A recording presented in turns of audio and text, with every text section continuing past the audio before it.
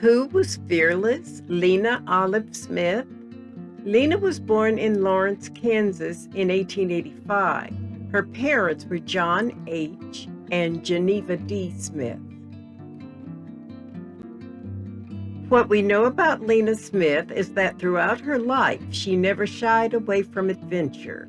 In 1905, at age 20, she traveled with her father to Buxton, Iowa, a coal mining town.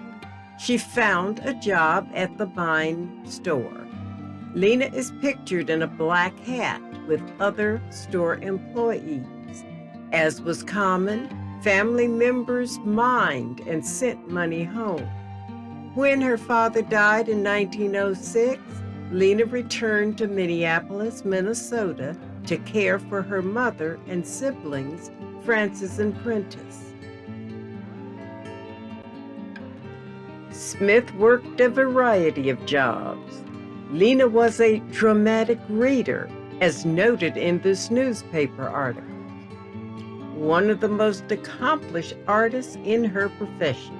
She can run the gamut from tragedy to comedy, bringing alternately tears and sunshine without indulging in the sensational. Lena was enrolled in the Barnes School of Sanitary Science and Embalming, class of 1910. In 1913, she was the proprietor of Olive Hair Store, offering hairdresser services and selling hair products. 1950 found Lena O. Smith Real Estate, Rentals, and Investments located in the Plymouth Building. Working as a real estate agent, Smith was introduced to the unfair practice in Minneapolis that restricted blacks to certain areas through housing covenants. She saw this as housing discrimination, and Smith was a woman of action.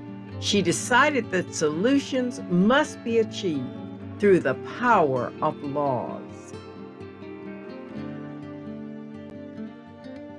In 1916, she enrolled in the Northwestern College of Law.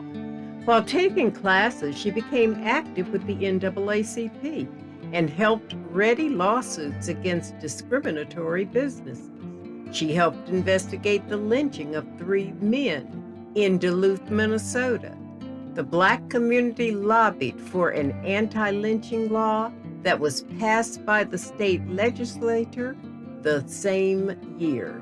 It was the first in the nation. Smith also worked to find adequate legal representation for blacks.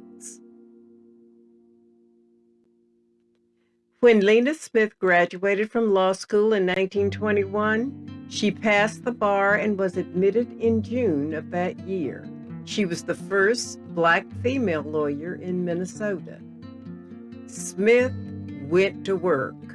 Immediately, she began filing suits against unfair housing and employment against blacks.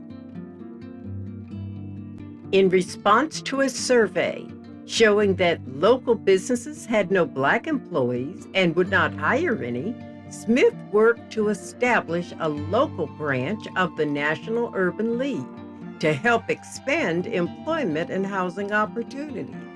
She continued working as the head of the Minneapolis NAACP's Legal Redress Committee from 1926 to 1930. Smith earned a reputation as an aggressive negotiator who also cultivated respect and confidently handled proceedings with the public, the press, and in the courtroom. Her professionalism and reputation led to her election as chapter president from 1930 to 1939. She was the first woman to hold the position.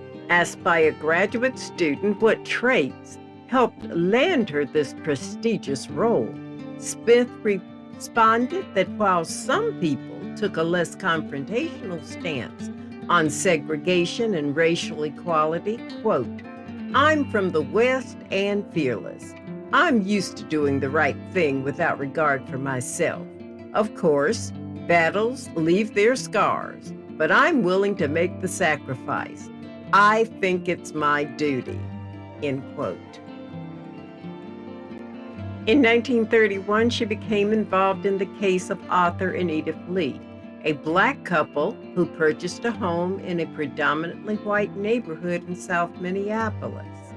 After enduring threats from the neighborhood and rebuffing an offer to sell their home back to several neighbors, tensions exploded into rioting.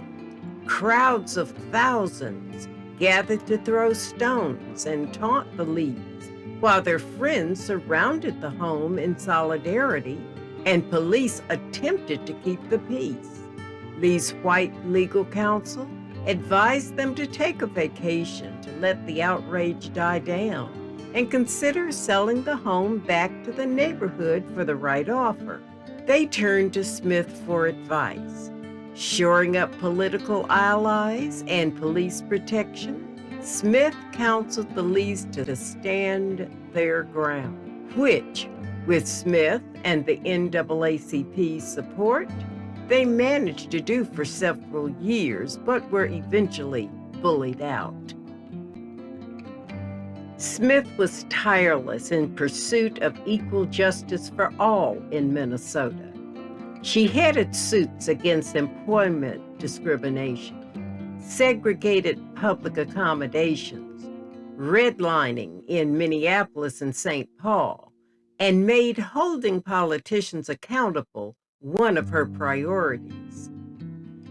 In 1937, she investigated the alleged beating of Curtis Jordan by two off-duty Minneapolis detectives.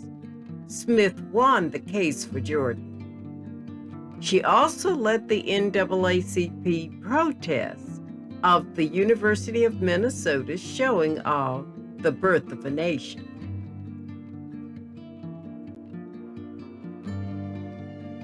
In 1939, Lena O. Smith was listed in Who's Who among women lawyers.